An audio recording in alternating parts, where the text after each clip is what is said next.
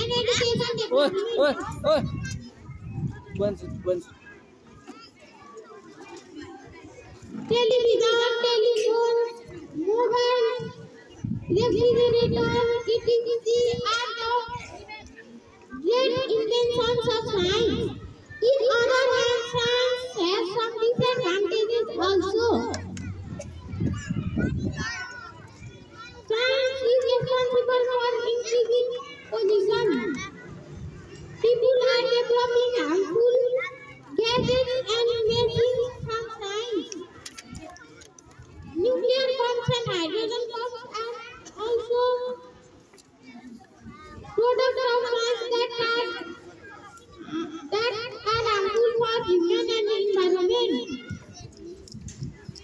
These gave birth to cyber crime and hacking.